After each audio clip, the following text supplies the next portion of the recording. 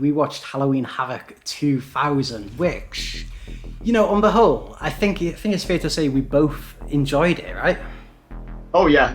Can't speak for you. I got the vibe you enjoyed it, but me personally, loved it. Like, unironically, loved it.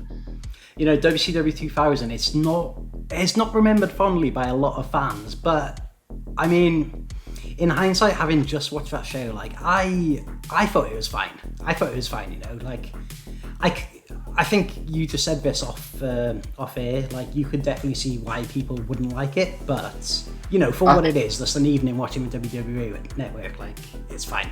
Yeah, I think it might have even been in the watch along, like towards the end before we finished. I think I said it. Like, I understand if you were emotionally invested, you were Team WCW against Team WWF, and all your friends were WWF fans, and you were staying loyal to your team, and they started producing that. I can see why you would be really annoyed. But now, watching it back 20 years later as just a form of entertainment, like you said, on the WWE network, it's hella fun. It's just you're watching it through different eyes, though. I can understand why people would have hated it then, but I can't understand how anyone would hate it now. Halloween Havoc, it's WCW's annual Halloween event, and so, as you can imagine, it takes place, 20 years ago, actually, from when this is going out. So, yeah, big anniversary, 20 years since this show happened, so we thought, what better time to go back and review it? The show kicks off with the team of the Natural Born Thrillers, Mark, Jindrak and Shawn, who are here, defending the WCW World Tag Team Championships in a triple threat match against the Filthy Animals and against the Boogie Knights, is apparently what their name was.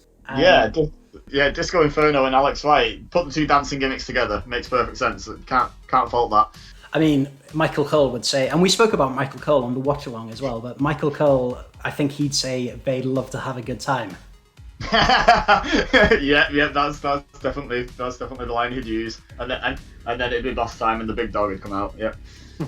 But yeah, they didn't have such a good time in this match, right? Because the Natural Born Fillers, so this is Randy Orton and Sean O'Haire, by the way. Yeah. They retain the titles. Also, like, the Filthy Animals. So this was in the era where Rey Mysterio did not have a mask. Like, this is pretty weird to see, right? I know it happened. Like, it obviously happened. We watched it, but it's not something you're used to seeing. Yeah, what's weird about it is even now in 2020, if you see pictures of Rey Mysterio, like, on social media, he's got his hand across his face. He still covers his face, but he's been on national TV with no mask on. It partially confuses me and partially confirms how few people were watching by the time he got unmasked. That he still thinks, to the vast majority, yeah, my face is still a mystery, let's be honest. But yeah, it's still a weird sight to see. I agree with that, yeah, seeing Rey without a mask. But I think back in the day, like back in the LimeWire days, I was kind of browsing for what wrestling matches I could find, and one of the top hits was always Rey Mysterio takes mask off, which was like a 3-second clip of, like, after he lost to was it like Kevin Nash? Yeah, it was Kevin Nash. I think I sort of was still watching at the time. I think I was drifting across towards WWF, but still kind of keeping up with WCW, and yeah, it was Nash. And it's a big deal for a luchador to take the mask off. The only problem is WCW did it about 30 times in about a 2-year span, so it didn't mean anything in WCW, but in terms of like Mexican wrestling, it's a huge deal for a luchador to lose the mask. So if they'd have used it more sparingly, it could have been like a really massive moment. But as it was, they kind of they'd already unmasked half the roster by then, so it didn't feel as big as it really should have, especially with it being Rey Mysterio. But to make up for that, he did have some horns, some we thought Halloween-themed horns, but he has actually been wearing them for a little while before that. Yeah. But the Natural Born Fillers retain the titles. Like a decent opener, I thought. Like, it definitely got me pumped up for the show. I don't know, what do you think? Yeah, something we didn't actually really discuss a lot in the watch-along either was there was some decent storytelling in it, because we had talked about how Disqo Inferno was jumping from group to group to group, from like team to team. And there was some good storytelling where Disqo kind of still wanted to work with the Filthy Animals, and there was a few moments of double teaming where Disqo would be the legal man for the Boogie Knights, and him and the Filthy Animal would be teaming up on the whichever Natural Born Thriller it was at the time. So there was some good storytelling there with the history between them, but eventually, obviously, it breaks down, and the teamwork falls apart. But yeah, overall, a really enjoyable opening match, I would say. Good high octane, and I think, if I remember rightly, didn't Shawn O'Hare win it with the Swanton bomb off the top, and it kind of missed a bit, but it was beautiful technique. You know, like, I was always impressed with his athleticism. I've not seen a great deal of Shawn O'Hare before, and that's not a move I've ever seen. I didn't even know he did that move, but that was cool. Yeah, it's a big guy to be doing it. And speaking of big guys, then, the next match, we have Reno defending the WCW Hardcore Championship against Sergeant A-WOL. Now, this was just basically two guys going at it, just batter each other with whatever you can find, right? Yeah, if it's not nailed down, hit each other with it. Like, classic 2000s hardcore match. On either channel, you would have seen the same stuff, basically. It was just pick it up and hit them with it. Yeah, and it's like, I know at the time not a lot was known about it, but obviously knowing what we know now about like CTE and concussions and whatnot, it is a bit uncomfortable to see this many shots to the head, like, unprotected. Yeah, especially there was a spot where it must have been gutted. We talked about this in the watch along. Like, he had a computer monitor, and bear in mind this was in 2000, so they were chunky boys back then, you know. And Sergeant A-WOL picked up a computer monitor and just slammed it on the back of Reno's head, and it was like, so it wasn't even one he could really see coming. Like, obviously he knew the spot was coming, but you can't brace for it at exactly the right second, kind of thing. And I always find things like that a little uncomfortable to watch now because of what we know. But obviously not every headshot caused a massive concussion, but some of them did, and that's the problem, kind of thing. Yeah, I think we were saying watching it, we kind of hope that screen's gimmicked, but it's completely hollow. But I mean, it was WCW, like, it might not have been. Yeah, it probably wasn't even meant to be used. It was probably a legit screen someone was using backstage. That was like the marvel of modern technology at the time, like cutting edge. Yeah, connected to the dial-up. So yeah, we get Reno Reno retains then after I forgot what move he hits. I can't even remember what the item was. He just hit Wall over the back of the head with something. I can't even remember what it was. Because that's what we were saying, right? It was like after everything he's gone through, and like, I can't believe that's what finished it. Yeah, it was the same move they've been doing all match, hit each other over the head with something, and that one was the particular one that was enough, you know. It was just weird to not have like a more climactic finish than everything that's gone before it, you know. Like, usually you build to the big finish. Even in a hardcore match, you hit each other with cookie sheets and candlesticks, but then the finish is the actual wrestler's finisher or something, you know, or maybe a hardcore version, maybe like RBD would do the frog splash onto a chair on someone, or, you know, a hardcore version of his usual finish. But no, this was just another shot, and it won. And it was kind of hard to tell, like, when this match ended and the next one started, because we had run-ins, and the run-ins were basically the people from the next match. So before you know it, the next match then, Misfits in Action, facing off against the Perfect Events, Shawn Stasiak and Chuck Palumbo. Well, yeah, we had that from the first to the second match as well, because if you remember, there was a post-match assault on the faces by the tag champs and by Alex Wright, and Sergeant A-WOL, for some reason, was the guy who came down and made the save, and then his match with Reno started, and then after their match, yeah, like you say, then the next match ran on with interference. It was like it was like a 3 stages of hell match, but with different participants. You gotta feel like, at this point, you're feeling the show is pretty rushed. Like, we had Hell in a Cell a couple of days ago. That was, like 5 matches announced. I think there was 6 matches in total. This card had 11 matches on it. Yeah, and it was, the same length or a tiny bit shorter? Like, what was Hell in a Cell? I never actually looked at the timestamp of how long the show was. Probably about 3 hours, maybe a bit. Yeah. Less, so.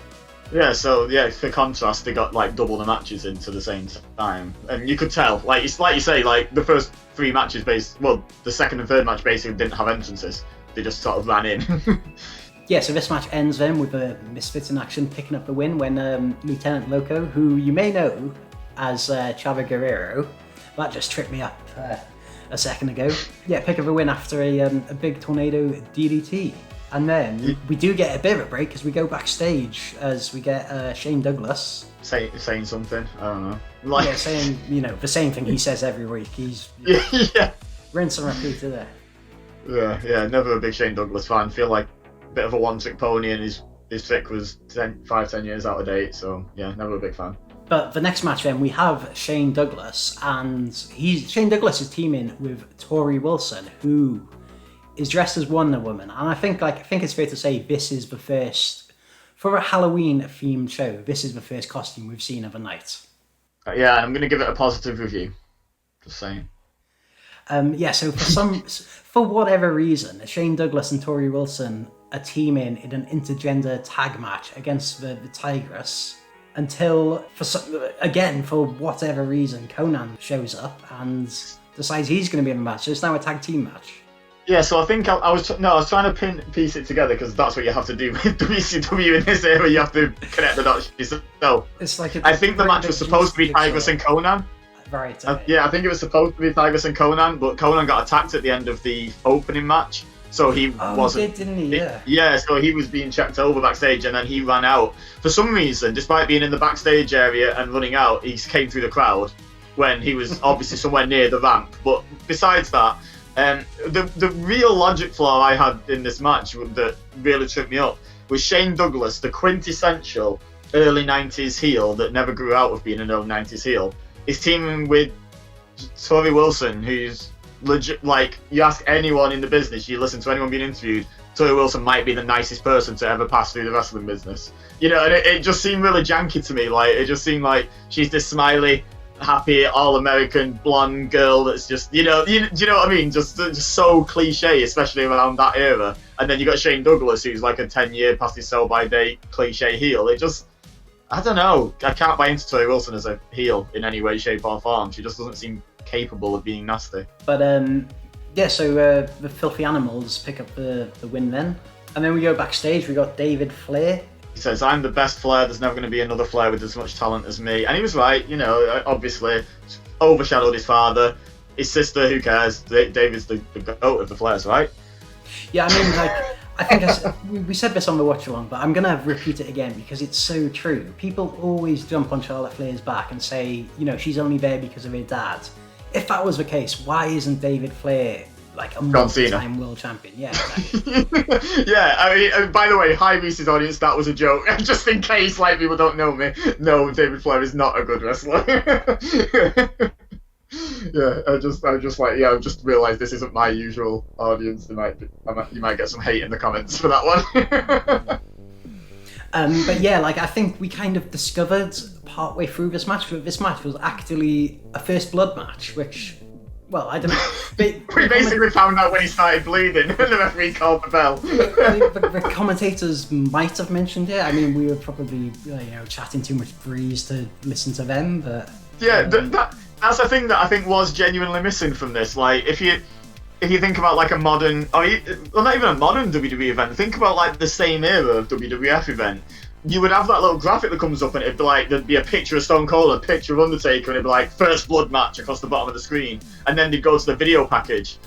There was no explanation of what was going on this show visually, I would say. So if you were hard of hearing impaired or whatever, there was no clue as to what was happening at all. Like, some of the matches we were even questioning. We were like saying, like, let's be quiet for a second. Let's see if the commentators tell us if there's meant to be disqualifications here, and stuff like that. It was a running theme throughout the match of we didn't really know what was going on, and we both know wrestling reasonably well.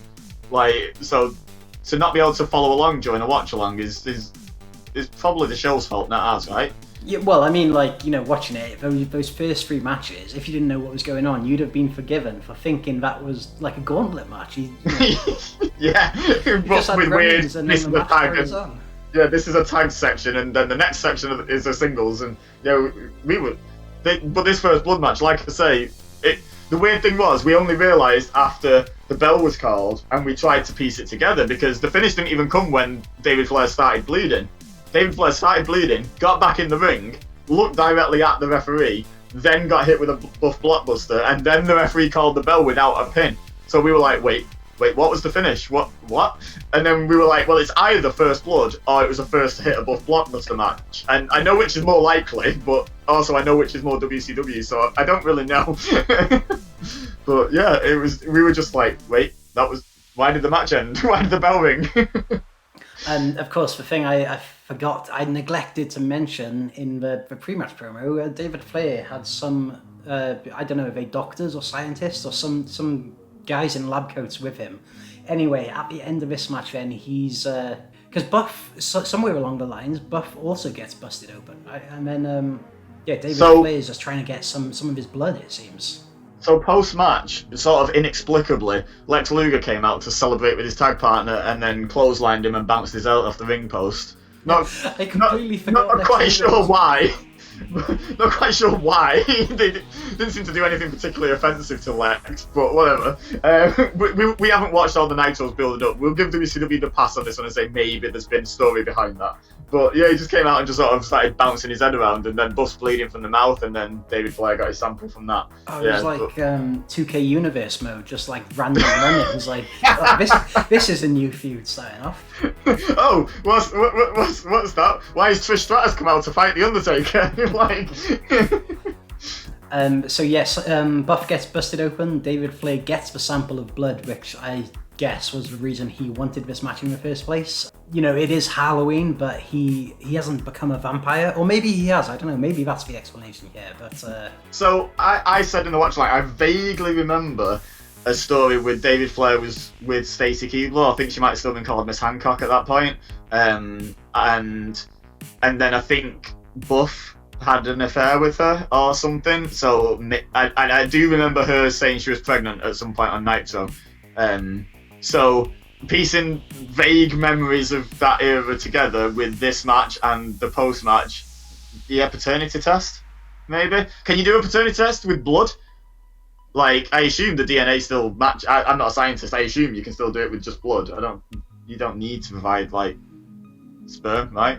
Well, I'm not sure how it works. I guess as long as you can do something to test the genes. But speaking of genes, the next thing we get is the genetic freak, Scott Steiner, giving a promo. But, I don't know, maybe fortunately, unfortunately, it was one of his tamer ones, I feel like we're used to watching, like, the best of Steiner, like, Steiner insane promo. So, like, this was probably still, like, you know, pretty ridiculous at the time. But, like, in hindsight, we've seen it's pretty tame by Steiner standards.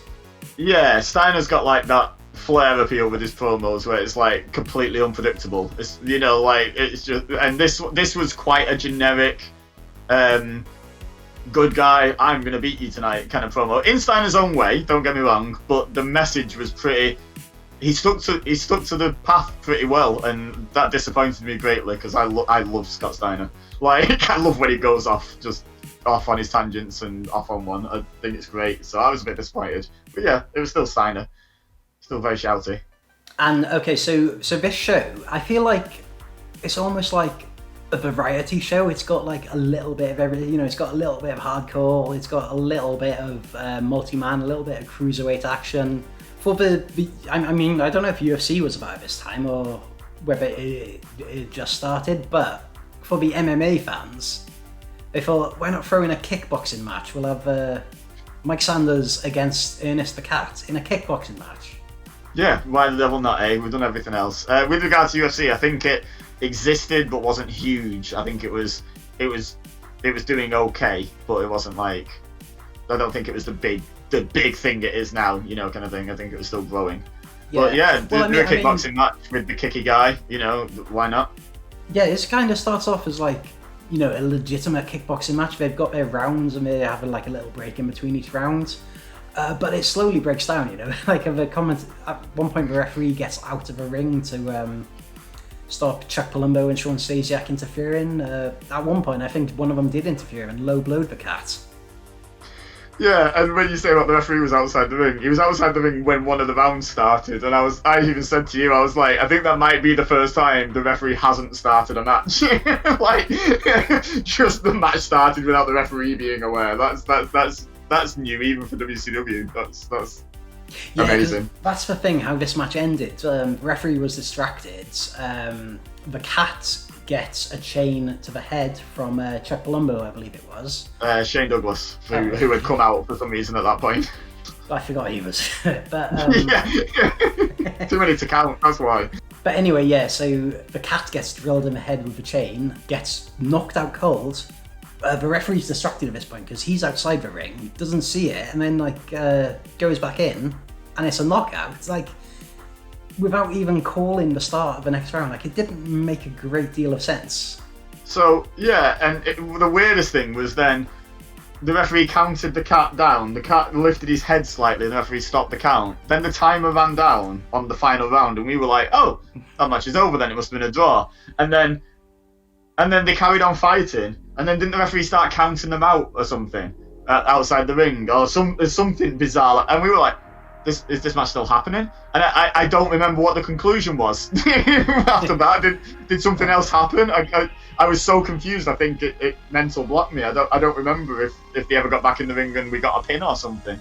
I mean, I'm no kickboxing expert. I'm no purist, but I'm pretty sure. Well, in fact, don't think I've ever seen a kickboxing match, but I'm pretty sure it doesn't go like this. Yeah, maybe.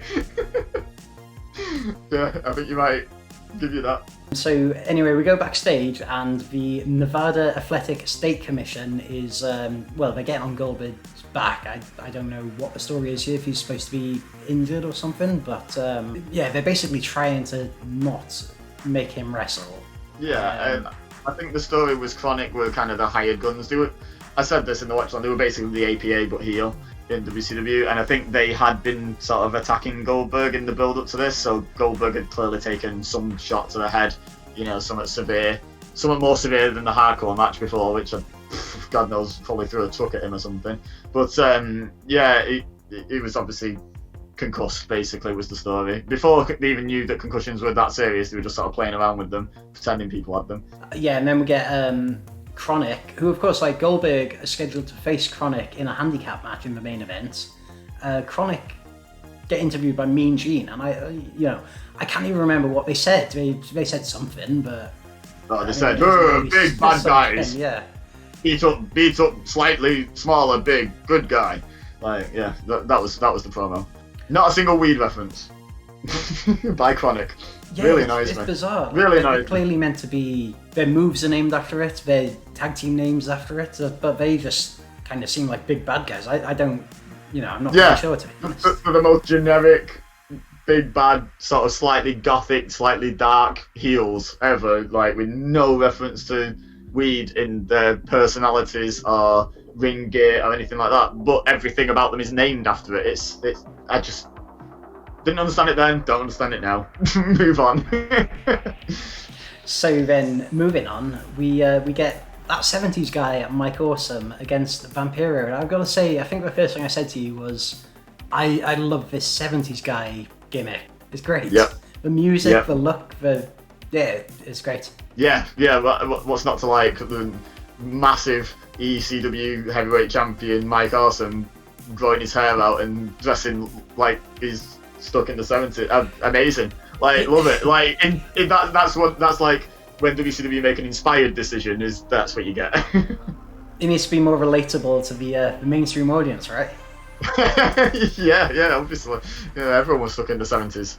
So I think the main talking point in this match was these two are brawling, and they go up to the crowd, and then one of the crowd decides to get involved, and then, I kind of lost track of what happened. I think Vampiro hit him, and then Mike Awesome hit him, or... Yeah, so he went from Mike Awesome, if I remember rightly. Vampiro was kind of in control, so Mike Awesome was down, and the fan kind of jumped on him, and Vampiro just sort of gripped him. They were on the steps running up between, if you've been to a live WWE show, the end of or any live show for that matter, the end of your seating row, they were going up the steps in between seating rows, and the fan just sort of jumped out and sort of jumped on Mike Awesome, and Vampiro just chucked him up the stairs, and then Mike Awesome just got up, stopped selling, they stopped fighting each other, and Mike Awesome just jumped on this fan and laid a few shots in, and then security took over, so they spoiled all the fun.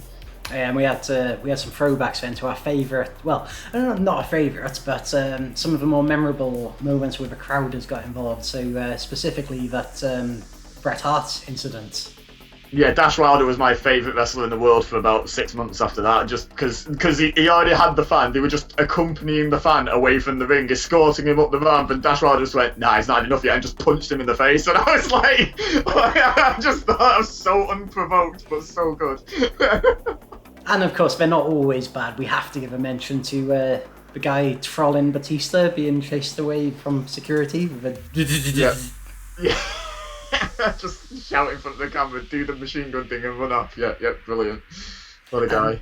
But anyway, this match had a pretty cool ending, right? They were both up the top rope, and we get, I believe it's called the Awesome Bomb off the top rope. You see, my memory of the Awesome Bomb wasn't it being from up there, but also my memory of Mike Awesome is kind of hazy because I wasn't a big ECW guy. So, like, I think it was more of a, it was supposed to be more than an Awesome Bomb. I think it was like a super Awesome Bomb. You know, I don't think he did it up there from standard, but I might be wrong there. Correct us if we're wrong in the comments, but I think that was kind of special. Well, I'll tell you who else doesn't remember much of the Awesome Bomb, and that is Vampiro, because he looked like he was knocked out cold by it. Dude, Vampiro forgot long division that day. Like, he hit his head hard, like, on the mat. Like, when we watched, because we said, like, when they cut back to it, Vampiro didn't look like he was selling, he looked like he was out of it. Because they had the pin, they cut away, they watched the replays, and then they came back to the ring, and Vampiro was there looking really dazed. And then they showed a few more replays, and it was really obvious. He hit his head really hard on the mat. He was out of it. Like, you even saw, I think I pointed out, you saw Mike Awesome make proper eye contact with him and say something. It was clearly just a, you okay, dude? You know, like, because Vampiro must have been like, his eyes must have been rolling all over the place. Like, he hit hard. So yeah, if you think this show is kind of struggling to make sense so far, then the next match we get is Lance Storm. And I didn't realise this at the time either, but this thing I'm reading now basically says he was defending the Canadian Championship in the handicap match with Jim Duggan against General Rection. What's this guy's name? So I think it's General Rection. But his ring name was Hugh Morris, and I'm pretty sure Hugh Morris. But then when he became in Misfits in Action, I think the joke was the Hugh G Rection thing, but because in that joke the surname is just Rection, isn't it? So he was General Rection. So not just flat out say Hugh G Rection on TV. Right, he kind of danced around it a bit like that. But yeah, that was the joke. Lance Storm teaming with Hacksaw Jim Duggan against General Rection, defending the Canadian Championship. Which is literally the United States Championship with a Canada flag stuck on like a sticker. Amazing. Love Lance Storm. It is fantastic. Like, Lance Storm, I think, is like so underrated. Like, you were singing his praises as we were watching this match. Like, he gets it, you know. He doesn't show charisma, but that's what he's trying to do. He's just trying to wind the crowd up, and I think it worked, to be fair. Yeah, in traditional like comedy double acts, like I'm a big fan of old school comedy double acts like Morecambe and Wise and the Two Ronnies, and the key to that is the straight man. You know, like the funny man in that pair wouldn't be as funny without the straight man to bounce off. You know, like it's an underrated role, and he's the straight man in comedy in wrestling so good. Like, he does it so well and he does it so often. And people are just like, oh, he's boring. It's like, that's his character. Like, he's not boring. Follow him on Twitter. He's actually a really good follow. He's a really funny guy. But, like... I refuse to believe you don't think Hacksaw Jim Duggan is a serious character here. Yeah, no, obviously Lance Storm is the slapstick guy, Jim Duggan is the serious guy, we get that, but usually, no. But yeah, no, like, Lance Storm is just so good at bouncing off comedy characters. Like, he's... You know, like, a good comparison is when you get luchadors and they do like the high flying stuff, the other guy's called the base and it's super important for their moves. Lance Storm's the base for comedic wrestling. Exactly, yeah. He's so important to it. Like, without his comedic timing, so many great comedy skits in the past would have fallen apart, and great moments that were funny that he was involved in. But yeah, this was a pretty fun match. Like, I know when you see that match listed out, you're just kind of like, oh, you know, here we go again. But it was fine. Yeah, no, it was. I thought it was a fun match for what it was. It's hard. It's hard to do something like that with such a nonsensical thing as a handicap match with a singles title on the line. It's hard to make it make any sense at all. But you got Lance Storm, the ring general, in there. Hugh Morris is no slouch in terms of in-ring. You know, he became a trainer. He obviously knows what he's doing. Jim Duggan's a legend. You know, he may not have ever done like a 7-star Tokyo Dome match, but he knew basic in-ring psychology pretty damn well. He was in that 17-on-2 handicap match. Yeah, 17 stars. Yeah, well, exactly. 17 stars getting beaten by 2 and buried. But yeah, but he he obviously knows how to hold a match together. So between the three you've got involved, you can give those three some absolute nonsense to go out there and do, and they'll go out and do it in an entertaining and good way. So yeah, they made the best out of it, absolutely. And so yeah, we have a new WCW United States champion. What actually happened was they retired the Canadian Championship and brought back the United States Championship. That was not the same title, sir. That was not the Canadian. It was all downhill from there. There was no way the Canadian title was topping the heights it had just been to. So yeah, it was not done, I suppose. Quite frankly, they got rid of the Canadian title and look what happened. Boom, went out of business. I still don't know if I should give WCW credit for doing this on purpose. I think you think they did. I'm not sure, because did they do anything on purpose? I don't know. But Team Canada, Lance Storm's little faction, he had Major Guns from MIA, captive, American. He had Jim Duggan, American. He had Elix Skipper came out and ran interference, or tried, American. And there's only Lance Storm in Team Canada at this point. There's Canadian, and it just really tickled me. You think it was deliberate on WCW's part? I just don't know if I give them enough credit. Yeah. It was still funny either way, though. So moving on, we get the next match then. Jeff Jarrett against Sting. Now, my first reaction to this was, it's the 2006 Bound for Glory main event, being a TNA kid, but this match was, it was kind of like unique in its own way. We had, I think the main, obviously the main talking point of this was the various incarnations of Sting that appeared to return to haunt him. And I don't know whether this was part of Jarrett's playbook or whether this was part of another underlying story where someone's, trying to get a Sting. But I mean, it was pretty cool. It's pretty interesting, right? Yeah, I think there was either 5 or 6 different Stings, and it was from Jarrett's playbook, because I was vaguely watching the video package. For some reason, this match got a video package and most of the others didn't, but whatever. Who knows? The video package, there was a lot of Jeff Hardy dressed as Surfer Sting, because obviously he's got that blonde crew cut. So he was kind of mocking Sting's past. So I think it was a Jarrett play, within kayfabe, obviously. But yeah, I'm trying to think. There was 2 versions of Surfer Sting. There was 2 crows, there was a wolf pack. I don't remember if there was another unique Sting, because a couple of them got recycled, got a couple of spots in the match. So there was at least 5 Stings attacking Sting throughout the match, one of which was Wildcat Chris Harris, we found out through the magic of Google, from TNA fame. Coming up from a hole in the middle of a ring, I believe. Yeah, we're pretty sure that was him, yeah. Yeah, impersonating Sting with a Fiend spot. He should have done more, getting those big spots in early, it'd have been a big deal in 2020. Yeah, I've got to say, I was pretty excited seeing Sting against Jeff Jarrett, and then also Chris Harris was in there and hitting, I think Harris hit Sting with a guitar at one point, and I was like, this is just shades of, foreshadowing of what's to come. Of course, prominent in the Planet Jarrett faction while feuding with Sting. Yeah, look at that, TNA heaven, absolutely. You were seeing the future in the past. Wonder whether that was probably Jeff Jarrett's first impression of Chris Harris. He was like, this guy's okay, I like him. Yeah, this guy swings a guitar okay, I'll make a faction with him when I run a wrestling company. I wonder if he can swing a guitar and draw a dime. Ooh. No, was the answer. I don't think Chris Harris ever could be held responsible for making TNA any money. No. So anyway, Jarrett picks up a win because it's basically 1 on 5, 1 on 6, At least 6. I have no idea how many there actually were, but at least there was definitely 5 unique Stings, and then obviously a Jarrett. So yeah, Jarrett picks up the win, but I have a feeling this is not the last we're going to see of this feud. Oh, sorry, I was just saying it didn't feel like a close. It felt like a finish to extend a story rather than the end of a feud, yeah.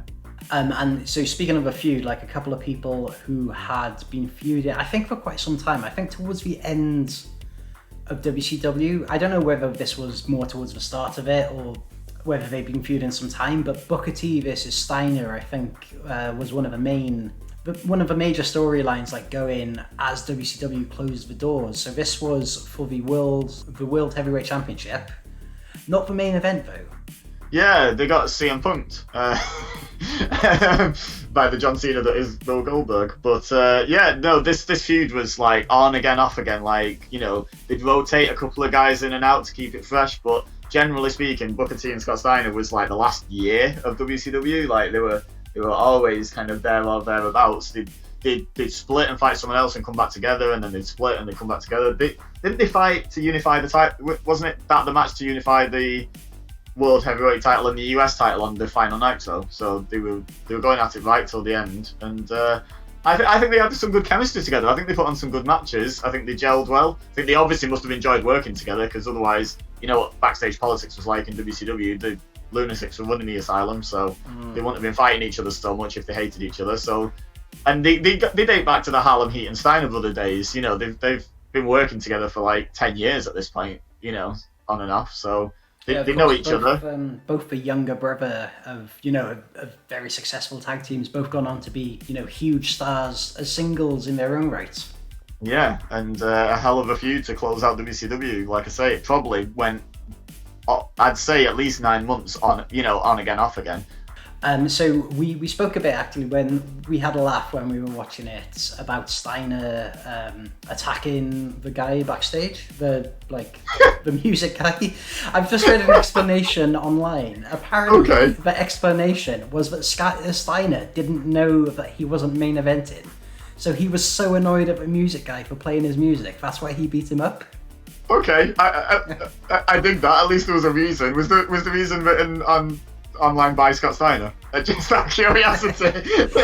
But yeah, no, that spot was just brilliant. It was like Booker T came out to the ring, and then Scott Steiner's music hits, and Scott Steiner just looks at the music guy and just like literally jumps him, like proper, like it was like a high school pylon. He just completely dived on this guy and just took him out of his chair, and it was like all they did was play your music because your match is up, mate.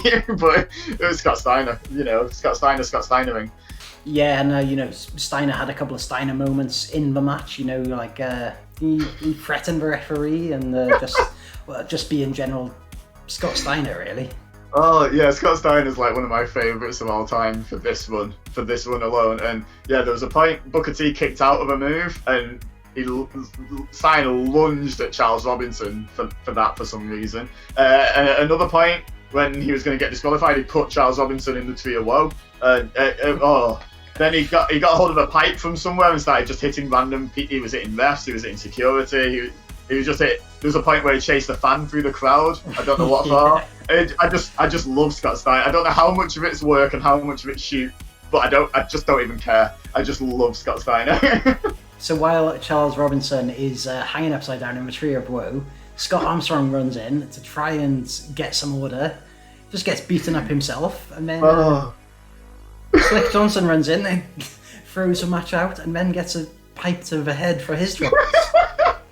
I love it. I unironically love this. This isn't me taking the mic saying I love it. It's I just love entertainment, and this is the most entertaining thing on the card every single time. Is Scott Steiner. I don't care. I don't care. You can be a wrestling purist all you want. This is just more fun. I'm sorry, this is more fun than the best wrestling match I've ever seen. Like, it's just fun, and I love fun. And Charles Robinson, by the way, was in that Tree of Woe for like, I don't know if you noticed, he was in it for like 5 minutes, and at the end, he was completely limp. Like, he was selling like the blood rush into his head. Slowly but surely, he was slowing down his wriggling. He was selling it like an absolute boss, and in the end, he was just unconscious, upside down in the Tree of Woe. And I loved every moment.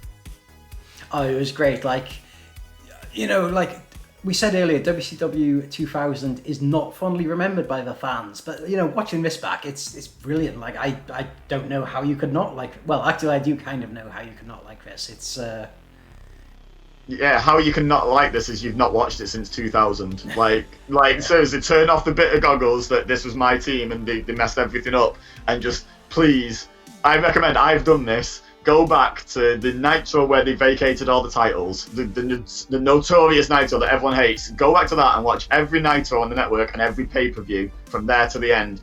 Best thing I've ever done on the network. I'm not even kidding. The best time I've ever had on the WWE network by far. Great fun. Recommend it thoroughly. Like, if you go in with the mindset of this is going to be a car crash and it's going to be fun, like you won't be disappointed. It's so good. So of course, like the show, well, even though it's been a bit of a car crash until now, in a good way, of course, like it's a mess, but we really just couldn't take our eyes off it. You can't send the fans home disappointing with a DQ finish, so of course we get Goldberg pretty much squashing Chronic in a handicap match, in a match that lasted, let me just look this up, 3 minutes and 43 seconds, so it was a very, very short match. But I was going to guess 4 minutes, so... It did exactly what it needed to, like send the fans home happy. Yeah, this should have been the untelevised dark match at the end, so the fans so happy, but they just made it the main event instead. But oh my god, the show doesn't have enough matches on it. We've only got 10 matches. We've only got 10 matches to fit into 2 3/4 hours. Let's do another one. But and the other thing, when we said about the First Blood match before that turned into a First Blood match at the finish? Well, this match, Goldberg speared whichever one, Brian Clark I think it was, through the table and pinned him, and we were like, oh, that was quick. And then Brian Adams attacked him, and we were like, oh, post-match assault. And then Goldberg speared him and pinned him, and we're like, oh, it was elimination. And the second pinfall was the moment where we realised it was an elimination match.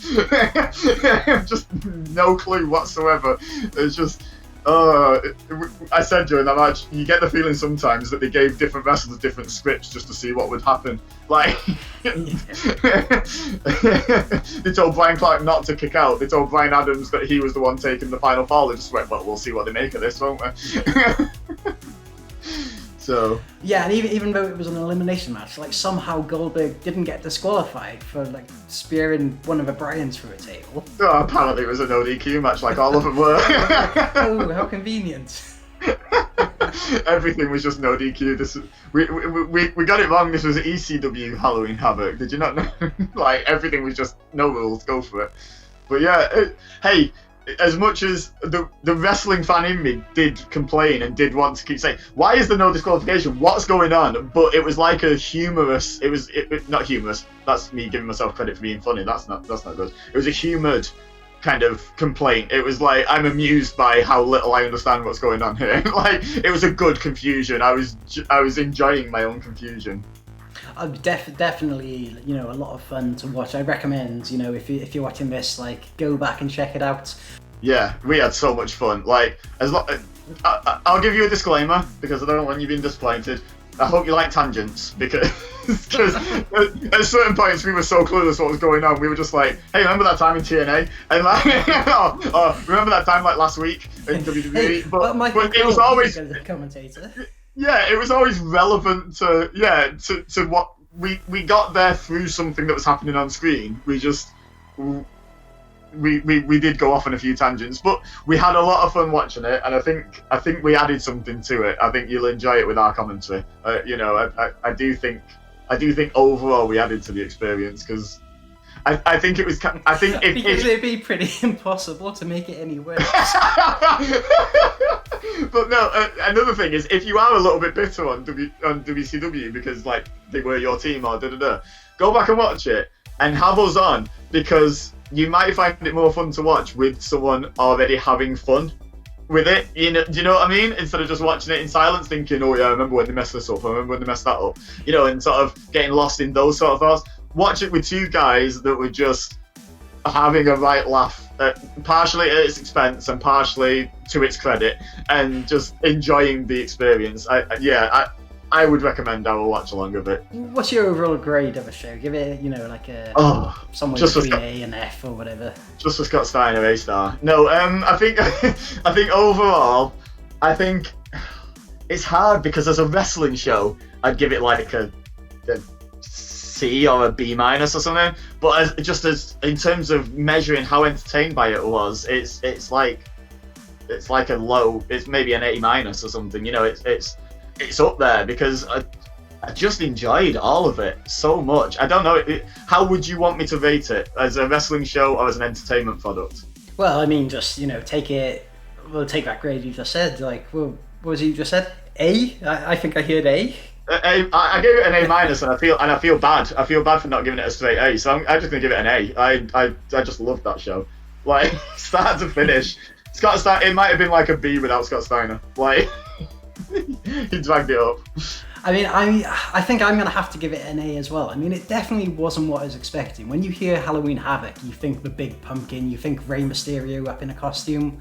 The only costume we had was Torrie Wilson, like, and it was not Halloween themed. It was not Halloween themed at all. But I mean, nevertheless, it was definitely enjoyable. A lot of fun. You know, good value. You know, you got a couple of hours spare on. You want to watch some wrestling? Stick it on with WWE Network. Just have a good laugh.